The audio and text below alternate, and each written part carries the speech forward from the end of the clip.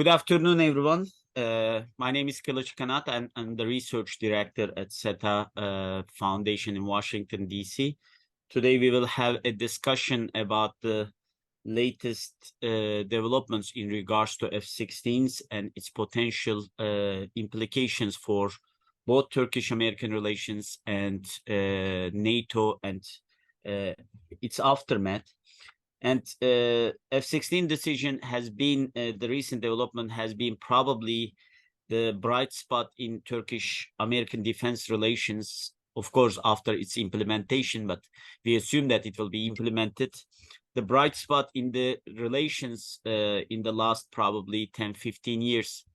It has been, especially in regards to air defense systems, it has been almost 15 years that there has been constant debates and discussions and almost a turbulence in defense cooperation, defense industry cooperation between two countries.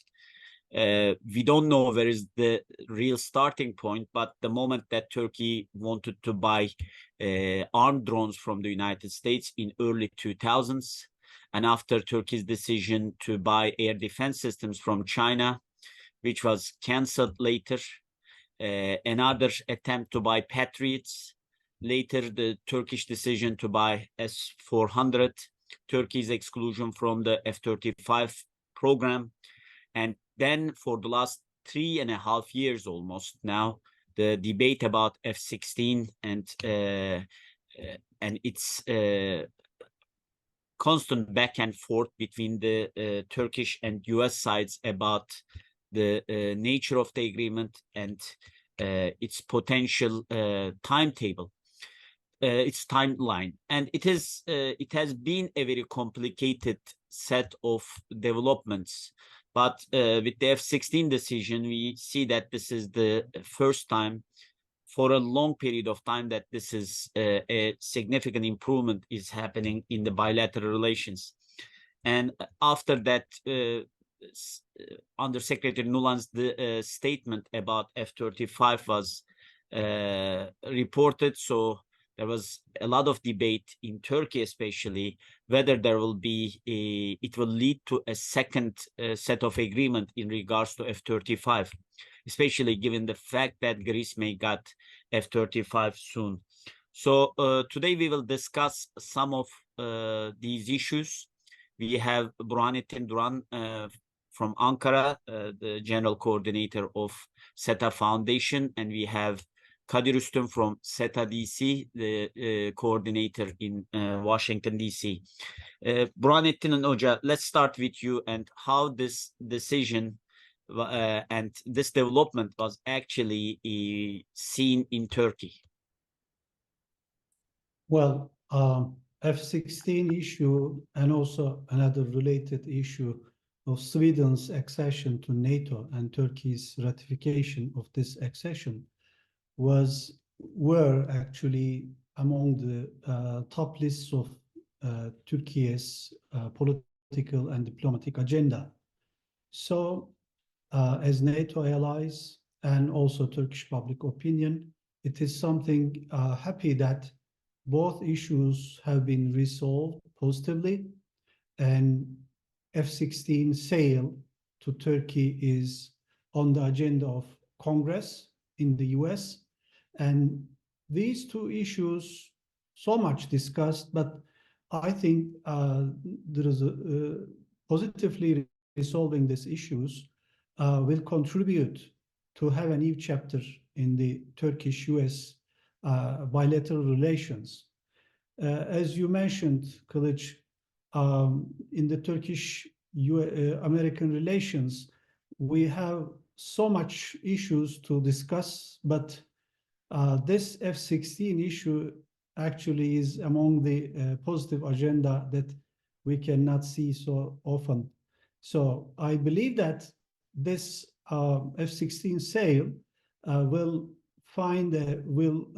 create a new way to further our bilateral relations. As you know, Turkey is not against the NATO enlargement, and Turkey always supported this NATO enlargement of Finland and Sweden. But of course, there were some issues to be discussed in relation to fighting with terrorism and also lifting the embargoes imposed on Turkey. And this F-16 sale shows us that these issues now are over, and we have a new chapter to further both Turkey and US relations, and also for discussing how to consolidate NATO alliance against other threats. So it is something positive, and I see that, of course, the rapprochement between Turkey and Greece also paved the way for making this positive step between Turkey and the US. So I believe that this good relations between Turkey and Greece will contribute to other aspects of Turkey and European integration process. So this is something very positive, and we should, from Ankara, from Washington, and from other capitals of NATO members, we should continue in this path to make more other progress. Burhanettin Hocam, we will come back to Greece and NATO enlargement and the other issues. I just want to now go back to Kadir and ask his opinion about this latest development, especially in the context of F-16. Just to state that F-16 has been probably the most important in Turkey, in the history of Turkish-American relations, one of the most important, if it is not the most important, defense industry cooperation between two countries. And it is just an irony of the history that after the arms embargo of 1970s, the F-16 issue in 1980s, early 1980s, the agreement was made in 1983 initially. The first F-16 agreement was considered one of the relief actually in regards to the future of Turkish-American relations. And after so much turbulence in the defense industry cooperation, sanctions, CAATSA sanctions, now again, the F-16's modernization kits and the modernized F-16s, can it be considered another relief in Turkish-American relations for a foreseeable future? Thank you, Kilic. I believe so. And as you've been doing a lot of research in this, and I had a chance to look at the history of it as well, of this relationship. And it was striking to me that, F-16s, Turkey started using them a long time ago. They started acquiring them more than 40 years ago. So Turkey has a lot of experience using them, and it helps establish a strong U.S.-Turkish defense relationship. But at the same time, I was also struck by the fact that Turkey actually always wanted to develop its national capacities, even, long time ago. So, and they asked for, offsets, and they asked for technology, sort of transfer things or requirements were part of past deals. So in the most recent deal, F-16, this is kind of, this came in the context of Turkey's acquiring of S-400s and then being sort of pushed out of the F-35 program. And then also it is in the context of Turkey's relatively aging F-16 fleet. And Turkey is also trying to develop its own national defense capabilities and its own fighter jet. And it will take some time, it will take years. These projects are, of course, very long term. But I think main dynamics continue. Like you stated, it is significant for the U.S.-Turkish defense relationship to continue in a robust way, but it's also in the context of Turkey's national capabilities being sort of maintained and Turkey's deterrence being maintained. And we see that we saw some news the past couple of days that Turkey was still interested in Eurofighters as well, acquiring them from Germany. So it tells us that, you know, Turkish government in the past decade, especially under President Erdogan, has been investing heavily in national defense capabilities in terms of missile defense, and air defense, in terms of air force, in terms of, you know, drones. We know they've been very successful and effective. So this is a story of Turkey's sort of maintaining its national deterrence capabilities and defense capabilities. So in terms of the political side of things, right, we saw, you know, S-400s becoming a big issue between the United States and Turkey. You know, Pentagon didn't agree with Turkish arguments or suggestions that we should establish a group to study technical issues and try to put aside, find a way to have both S-400s, which Turkey believes is required for its national air defense, and then, you know, F-35s. That didn't work out, but again, there was some, like you mentioned at the beginning, nuanced sort of hopeful statements about potentially Turkey returning to F-35s, but, you know, that may take years, or, you know, we don't know when that might happen, and whether actually Turkey's defense strategy will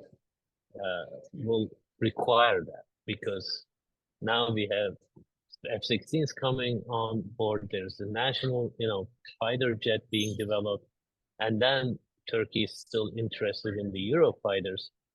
So we'll see how that works out. But the F-16 deal, I think, relieves a lot of pressure and tension from the U.S.-Turkish partnership and alliance. Hopefully, it will lead to other things. But again, elephant in the room is Syria. We can maybe discuss it along the way, but it's also important for NATO's capabilities, because Turkey is, you know, in the southern flank of NATO, and it's important for Turkey to maintain its national capabilities. And, you know, US and others within NATO, instead of impeding that, they should be helping, and that would be good for the alliance as a whole as well. In the meantime, I started to receive some questions from the audience. Actually, one of the questions, I just want to make it interactive and ask the question without waiting a separate Q&A session. Burhanettin Hocam, there is a question about the F-16 purchase and the perception of the US in Turkey.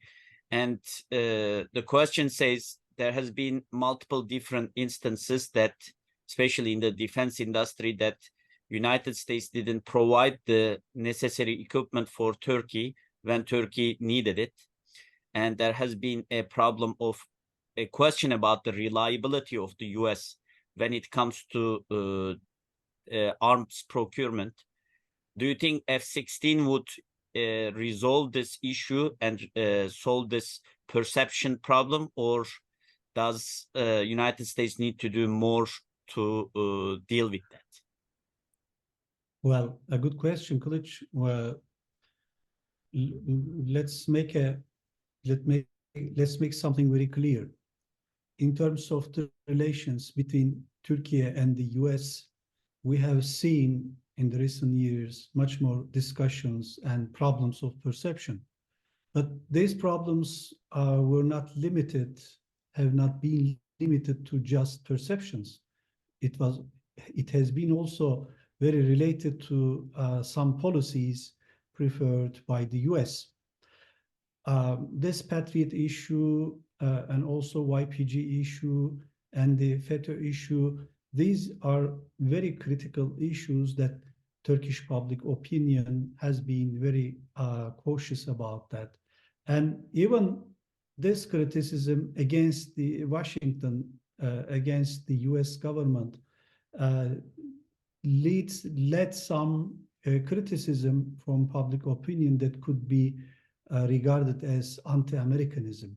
So this is a production of, this is an accumulation of many problems in the bilateral relations. Now we have a chance to resolve these problems, at least to start to resolve one of them. One of them is about this defense industry. This package over $20 billion includes 79 F-16 modernization and also sale of 40 new aircrafts. And also there are some other missiles and ammunitions and important ammunition elements. So this, in a way, shows that there is a chance, if that process is completed, there is a chance to start a new chapter in the bilateral relations with regard to defense industry. Of course, this will not solve all the problems, but this will create a positive atmosphere. We can see this just the talkings about F-35. These were mentioned by the US officials. Yes, Ankara is trying to understand what is the meaning of this F-35 explanations. Yes, still we have S-400 issue. Just look at from Washington. And from Turkey, if we look at from Turkey, it is F-35. But in a way, this achievement of F-16 sale could produce new discussions, new atmosphere for dealing with other issues that are related to defense industry. But the relations between Turkey and US perceptions, which are not limited to just defense industry, there is also a fight with terrorism. The US support to YPG, and also Gülen, the head of the FETÖ, is living still in Pennsylvania. So these are also important issues to the Turkish public opinion. But we have a new atmosphere, and I believe that this will help to much more negotiations. Maybe also we should mention the escalation of tensions and conflicts in the Middle East. And the world is heading to much more uncertainties and crisis. In such an environment, I believe that the US government and the future government after the November elections will reconsider its Middle East policy. And as middle power, important middle power and regional power, Turkey have a greater say in terms of providing stability and security to the region. And this would also create some other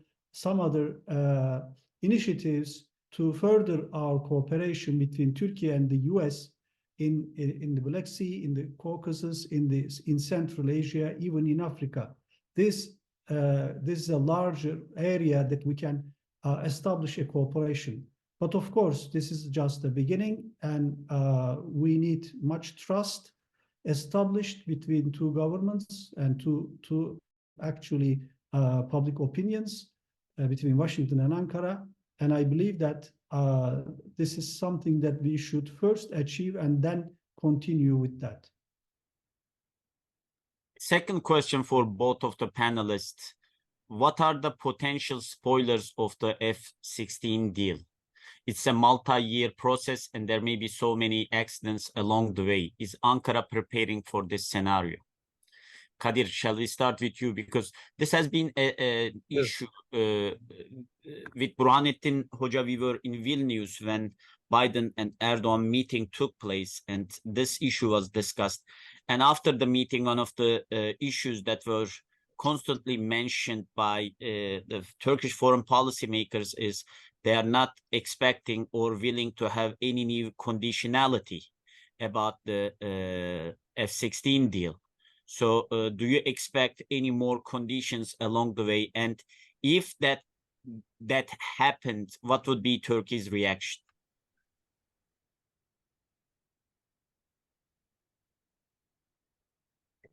Well, there was a big condition which was, put forward Congress. Some senators wrote a letter to President Biden. He has to, allow Sweden and Finland first,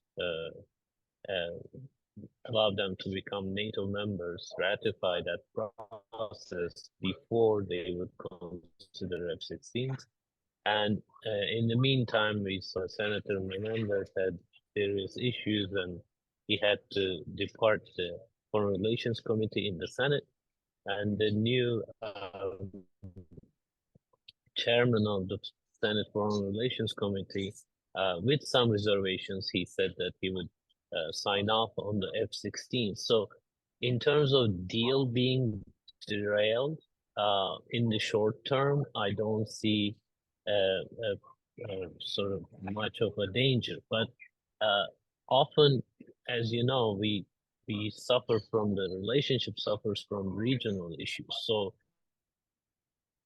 if there were tensions Mediterranean between Turkey and Greece, maybe some senators would raise their voices and try to maybe put hold on the F-16 process. It might be a long shot, to be honest, but you never know in this region. So because of potential regional developments, those could be, I'm just trying to think, about these. But the deal itself, I think it's going to be fine because there's no issue regarding,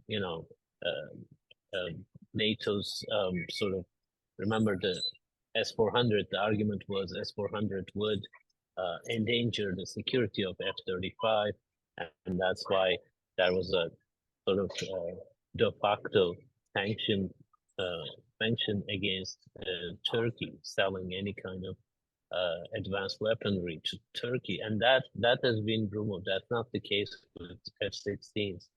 So any kind of spoiler would be, I think, coming from geopolitical developments where, tensions between the United States and Turkey might increase because of Eastern Mediterranean or maybe Syria and Iraq. There's a lot happening there. As you know, Turkey was recently attacked by PKK and YPG.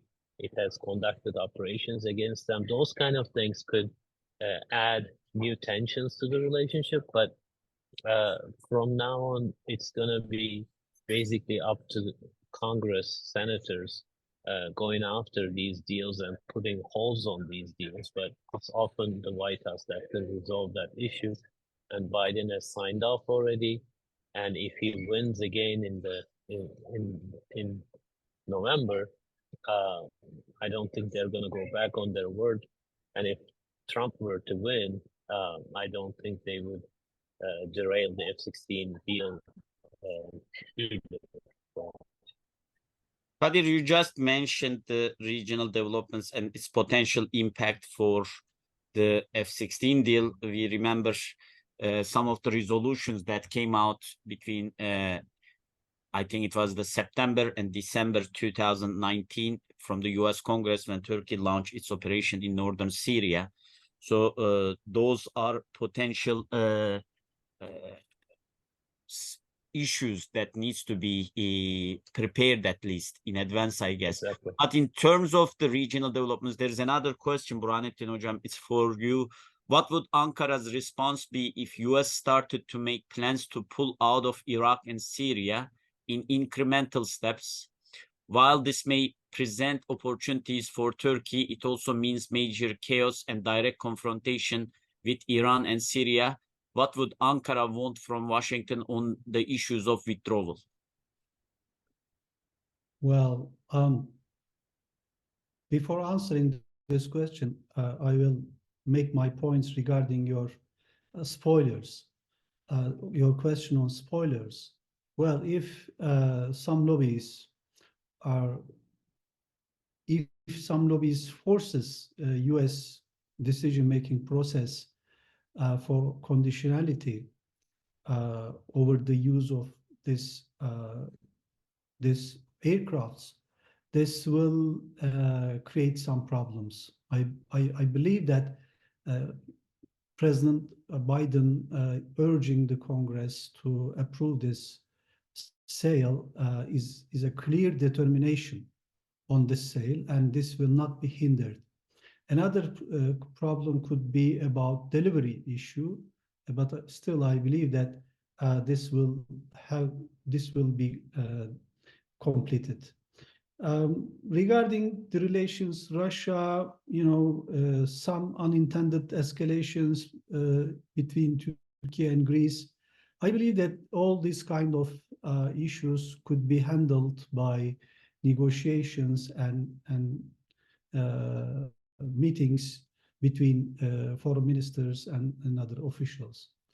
But new president in Washington is very important, maybe not just for the future of F-16 sale. I don't believe that any possibility of Trump presidency will hinder this the accomplishment of this sale, F-16 sale. But there will be, of course, much more different impacts on the U.S. Middle East policy.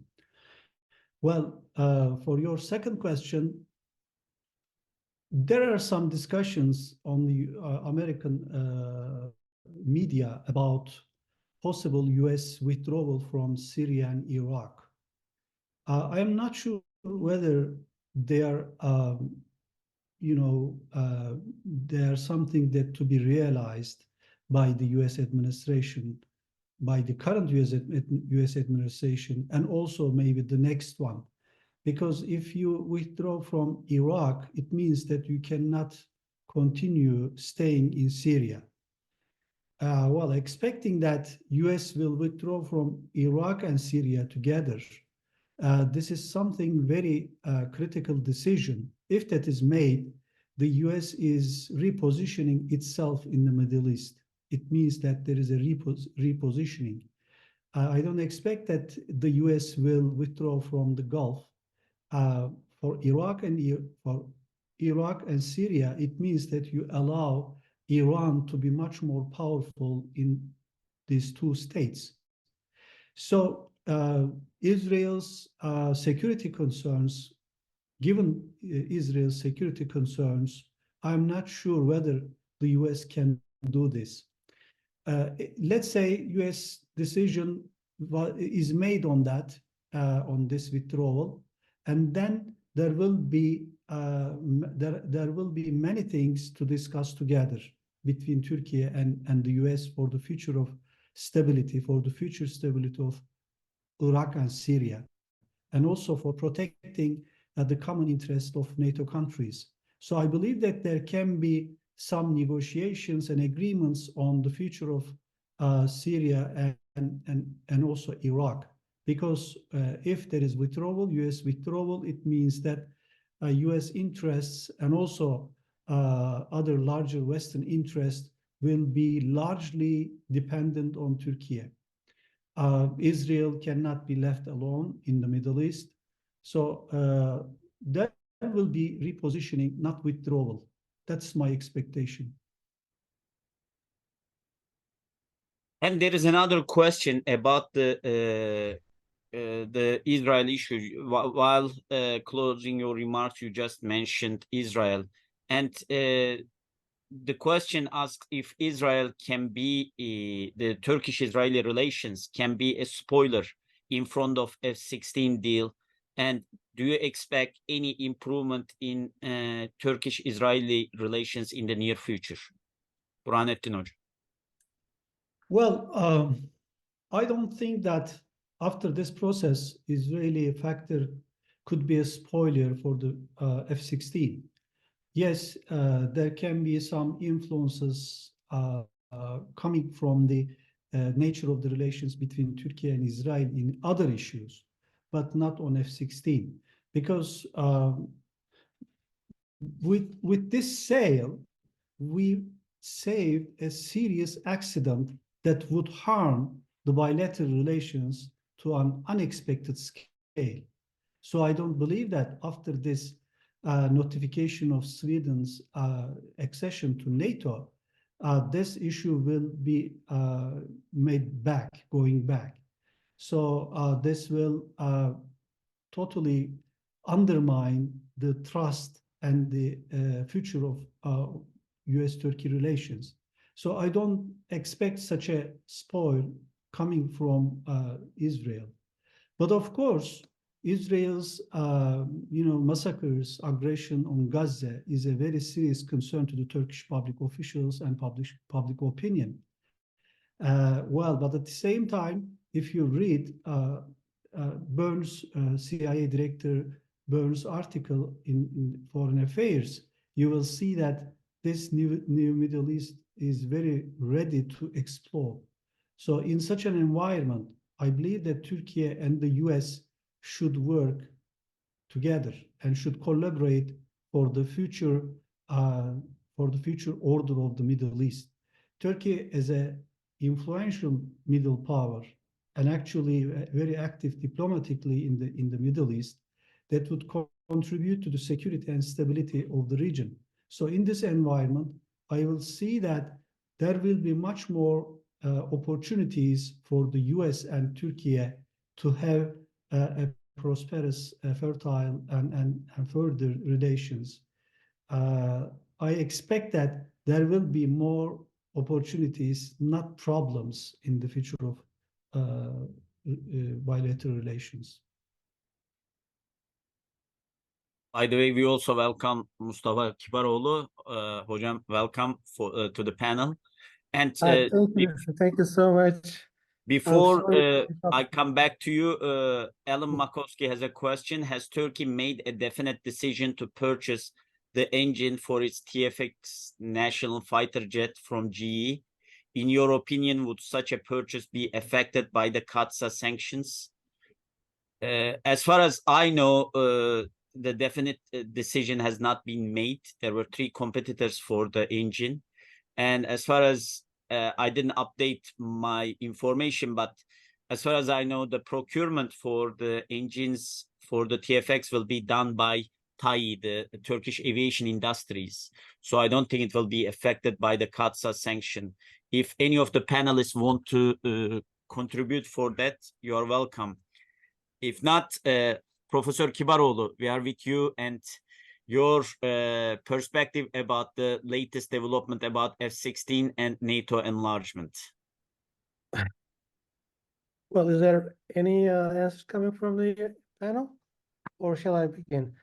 Well, let me begin by apologizing from all of you guys, and that was an unexpected short trip to Ankara, and I just arrived home, and I was listening on the way back from the airport. And I asked myself, why do they need me? So the 2 panelists and yourself, Kilic, gave eloquent answers and quite satisfactory. If I may, I mean, to the extent that I could follow while also driving back home, I mean, you touched upon very important points from tactical to operation and strategic significance of F-16 deal. And what I understand, maybe I can just push a little bit further and see maybe a little bit more wider strategic perspective. And I see this as if not a U-turn or if not a major turning point, but it's something where, while there is a fight, war of words sometimes, or real fist fight, at some point, both sides understand that they are fighting for nothing, for no reason, or for no meaningful reason. So what I've seen over the past, maybe if not 5-6 years, maybe even longer, was some sort of a, psychological and emotional approach to the Turkish-American relations, and feelings towards certain personalities. I mean, be they presidents or ministers or whomever may be involved in this, I believe had a huge impact on the relations. Some statements made by either president or by either sort of a minister or state secretary or defense secretary somehow poisoned the relations. So this acknowledging that it doesn't take us neither Turkey nor United States to any meaningful point, and especially in this world that we're living, and added to the Ukrainian crisis and war, and we even forgotten about it to some extent because of what is now happening in the Middle East, and we have seen some signs of what might happen in other parts, or in nearby. I mean, the missile launched to from Iran to Pakistan and reciprocated by Pakistan at some level. So I think especially more people in Washington, D.C. have started to give another chance and think cool-headedly to the approach in this way, and somehow find a good reason, a meaningful, tangible reason to make maybe if not a new start, but just put things in order in the bilateral relations. In that respect, F-16 deal is very, very important because, well, F-35, the U.S. decision, I mean, Turkey has not violated any of its international obligations. Well, Turkey is a sovereign state which does not have to take what kind of constitutional or legal sort of texts are governing the United States. I mean, we are making our plans according to our needs and according to our own legislation. And at some point, because of what I've said, emotional issues, psychological approaches, and everything that poisons relations between the two countries have had a huge impact. And S-400 deal has become something that really sort of brought this F-35 policy of the United States. Now, United States, I believe, understand much better the strategic significance of Turkey in this world, and in what is kind of bleak when you look at the future. In that sense, I see, as Kadir said, I agree with him in that F-16s will continue to come regardless of who is going to be the next president, and regardless of maybe Abdurrahman Hoca referred to the lobbies. They have always been significant in affecting the U.S. policy towards Turkey, but I think F-16 is strategically and military strategically, so to speak, important deal. And in that sense, the United States cannot look into the next couple of or more decades into the future without Turkey having its really powerful air force. It's not only Turkish-Greek relations, it's also the Middle East, and Iran is just on the verge of getting its bomb. I mean, what is missing is the political decision. Even the Director General of the IAEA, International Atomic Energy Agency, has admitted that Iran has assembled almost everything, nuts and bolts, everything that is necessary for building an atomic bomb. So I believe Tehran is looking forward to having an excuse, a powerful excuse that might justify their, if not detonation, but somehow they may also go adopt an ambiguity policy like Israel did since the beginning. So, and nuclear Iran will be a much bigger headache for everyone in the region. And Turkey, of course, will be most negatively affected from that, together with United States being one of the most important allies. So I believe what I've seen so far, and the frequent meetings between Blinken and Hakan Fidan, and top U.S. politicians that Manoj also referred to their visits to Turkey lately. I think there is a new approach, new sort of stance towards leaving certain things, not all, but certain things behind, and let's start a new process whereby we can maybe even Turkey may accept, if not dumping, but somehow find a solution to the S-400, because it's not written in stone. I mean, it's not written in stone because, yes, also there were questions as well as answers in that respect. Turkey had to buy S-400 because it needs a defense system, and for decades, Turkey looked forward to receiving from its allies, United States being at the forefront, and its European allies, but to no avail. I mean, no results have been produced.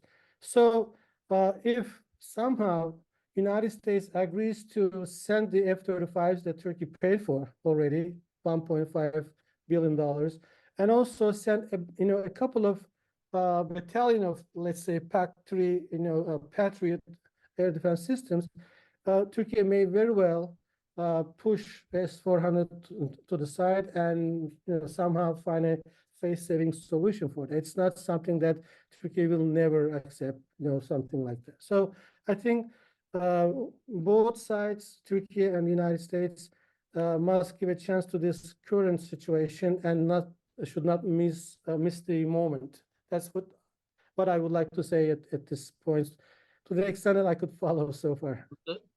Professor Kibaroglu, there is another question to you actually about Sweden's membership to NATO. It says, does Sweden's membership strengthen NATO? What could be the downsides of Sweden's membership to NATO alliance?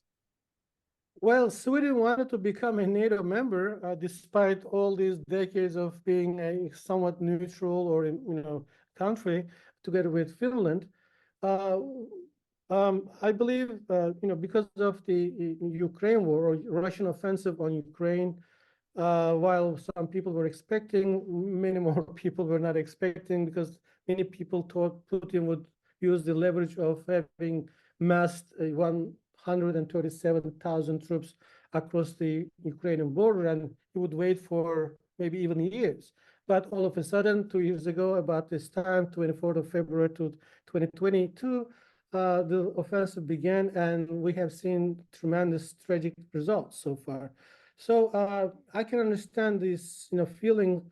I know the feeling that push Central and Eastern European countries towards, the United States and NATO membership, first and foremost, before European Union membership, because European Union does not have any credible deterrent towards Russia, which is out there as the potential, if not enemy, but a major rival. So even now, Poland is very scared. I mean, and Polish people, strategists, academics, diplomats, and everyone. So Sweden and Finland, having seen what happened, they wanted to become a member, and their membership, I mean, I don't see any downside in this. I mean, what could it be? I mean, because there will be another country which will share the burden in the first place. And also, especially Finland, I mean, because they have 1,350 or so kilometers, borders with Russia. And Finnish membership was even more strategically important from Russian perspective. But Russia is still militarily speaking, especially because of its more than 5,000 nuclear warheads, each of which are maybe tens or hundreds of times more powerful than the bomb that was dropped on Hiroshima and Nagasaki. They are extremely powerful with their nuclear weapons capability. They wouldn't like to act like their security would be at risk because of just Swedish and Finnish membership. They wanted to play their cards to deter, but it didn't work out because United States and NATO, European allies, stood firm behind Finland and Sweden. And also in that respect, I mean, so far in all 6 rounds of enlargement of NATO since the 1990s, I mean, since the Cold War came to an end, Turkey has always been productive and supportive of NATO expansion. And in that respect, Sweden is a special case because of the PKK. I believe you mentioned this, and everybody knows about that. And to my knowledge, we were both in Madrid as well as in Vilnius, and we are aware of what was going on behind the doors, or during at the table with respect to the satisfying Turkey's expectations. And had Turkey not received, if not 100%, but a significant percentage of what was expected from Sweden in the first place, the Turkish parliament would not have approved it. So we should look forward, and we should look ahead, and NATO standing firm against major atrocities is something that also lends confidence to countries like Turkey, which is in the very near surrounding of neighborhood of Russia. So who can guarantee that for some reason regarding, I don't know, maybe the Montreal Convention or the Straits issue or some other problems, if not next year or 5 years from today, maybe a decade, Turkish-Russian relation will not deteriorate. So Turkey will need a NATO deterrent, as has been the case during the Cold War. And therefore, NATO expansion is something that is necessary because it's the only and the most powerful international organization where Turkey has a major voice. I mean, we have seen, yeah, maybe, Turkey might have liked to play with the Swedish issue, just like the Greek, politicians did with respect to Northern Macedonia. But Turkey is not following policies like that. Turkey is kind of brief and meaningful, requests from the candidate country. And as far as I can see, a significant proportion of the expectations or requests have been satisfied. And therefore, Sweden is an asset for NATO, and NATO is an asset for Turkey and Turkey's security. And therefore, I don't see any downside in that. Thank you very much. And as you are completing your remarks, you mentioned Russia, and Professor Duran, the week after next week, I think on the 12th, Putin is visiting Turkey. It was in multiple different instances, it was delayed, it was postponed in the very last minute. If it happens, what do you expect from this meeting? Because it will be an interesting timing just immediately after Turkey's ratification of Sweden's NATO membership. Yeah, well, Turkey was very clear in the process of NATO enlargement. As Professor Kibaroglu mentioned, that Turkey is for NATO's enlargement, and Turkey did not hide this. The problem with Sweden was the PKK, their support to PKK. So they changed their legal documents, and then this paved the way for their accession to NATO. So in terms of NATO versus Russia, Turkey is very clear. Turkey is for strengthening NATO defense. But at the same time, after this war in Ukraine, Turkey acts in such a balancing position that Turkey is not applying this, sanctions against Russia. Turkey is again very clear in furthering bilateral relations between Turkey and Russia on trade issues, energy issues, and tourism. But at the same time, there are some issues like the Black Sea security or NATO's priorities. Turkey is very, very open in this kind of affairs. I mean, in this kind of prioritization. So I don't expect that Russia will make it a problem for Sweden's accession to NATO or Turkey's ratification of this accession, because there was no other way around. The only thing that Turkey was expecting about this Sweden's application of their promises and And at the same time, this F-16 issue in some way was related to this Sweden issue. Well, I expect that Putin's visit will revive the possibility of any ceasefire and agreement between between Russia and Ukraine. This Ukraine issue will be on the agenda. Of course, aside the bilateral relations for trade, energy, and tourism and other issues.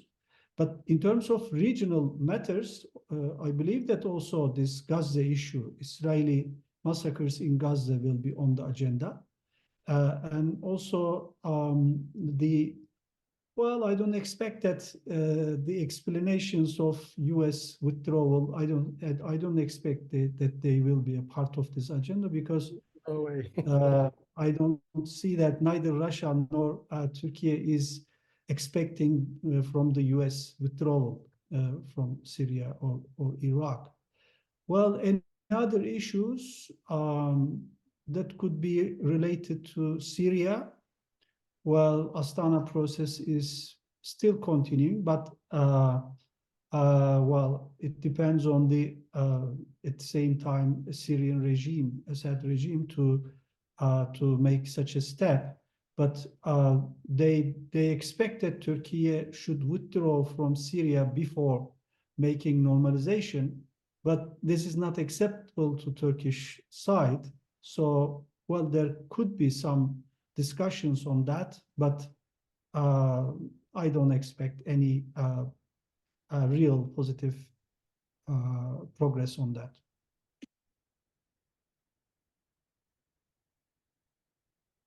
Professor Kibaroglu, do you want to add a few things to that? Because you were nodding. Well, actually, there's not much to add, but when I was, when I hear this criticism between, with respect to relations of Turkey with Russia in the first place, and the Central Asian republics, Turkic republics, and I think of Erich Schroeder. Who is this guy? The former German chancellor used to be the CEO of Gazprom, right? So, and the deal was huge. Well, maybe you can say it's just an individual case or not representing the extent of Germany-Russia relations, but even after the war started, maybe until not until recently, that Germany cut off the procurement of natural gas from Russia. So of course Turkey has all the rights and to look into this issue from its own national interest perspective, and we don't have that much. Well, we have explored, found a significant amount of natural gas, but still years to come to benefit. And even after that, we will need import of oil and gas from abroad. So Russia is nearby and cheaper probably, and more reliable in many respects. So why should Turkey, cut off all of its relations? And also Turkey has been, some sort of if not a broker, honest broker, any deal, but it was a platform where Russians and Europeans and Americans could come together physically and meet. And I can tell you, I won't give much detail because I don't know, I'm not sure if I should give that detail, but in the coming months, there will be a series of meetings here in Istanbul, which I myself will participate with respect to the future of the arms control agreements between United States and Russia, because there is nothing left except for the New START, which is due to expire in early 2026, in 2 years from today. February 2026, and there is no single arms control disarmament agreement because Russia has withdrawn its approval from the Comprehensive Test Ban Treaty. So, and the Russians insist that the meetings take place in Istanbul, in Turkey, when specifically Istanbul. So, I mean, you need some bridges, you need some platforms. Even during the hot war, I mean, hot confrontation, there are some red lines. I mean, telephone lines that are open for some reason. You can communicate even with the enemy. So there was no need for Turkey to, join the bandwagon of all these so-called countries that impose so-called sanctions, because many of them were just rhetorical sanctions and lip service, and we have seen that, and not only in this case, but also in the past since the 1990s, during the dual containment policy towards Iraq and Iran. I mean, Clinton administration asked from European countries not to make trade with Iran, and after years, like 10 years or so, it so turned out to be that they were all, partner and paramount, companies, which were used by American companies to make trade with Iran and Iraq. So many people have lost their confidence in sanctions, and Turkey has been in a position to somehow, look at this situation from its own national security and national interest perspective. In that respect, by the way, in private conversations, I mean, diplomats, even top brass, I mean, high-ranking military officers acknowledge the use of, and the merits of Turkey's staying or pursuing that policy in that respect. But at the political level, at the political rhetorical level, it's always something that sells better if you hit Turkey with, bitter words. I mean, that's what I was just trying to say in my previous answer. I mean, United States and guys in Washington, D.C., politicians, diplomats, senators, whomever, somehow mentions or talks about Turkey should give up this habit of seeing Turkey as a toxic element. I mean, that was what we, you guys are there, and you must have heard many more times than I did here. But this is the case. I mean, Turkey should be seen as a reliable partner, reliable ally, and a country that is, in the Western camp, in the bigger picture, but also because of its geographical location, has a lot to do with the Eastern world as well, and historical roots, the strategic reasons, etc. So Turkey's capabilities must be reinvented and re-acknowledged, so to speak. Otherwise, an F-16 deal is the beginning. So this is how I see it. In that respect, I give a big chance to the success of this deal, and I hope we'll be positive on that. Thank you very much, Professor Kibaroglu. Thank you, Professor Duran, and thank you, Kadir, for your contributions, and thanks for the audience for the questions, and those who follow us in social media. Thank for them as well. We will continue to discuss these issues in the coming months. The F-16 issue, probably after Putin's visit to Turkey, we will have another webinar here discussing Turkey-Russia relations. So hope to see you again, and have a good weekend.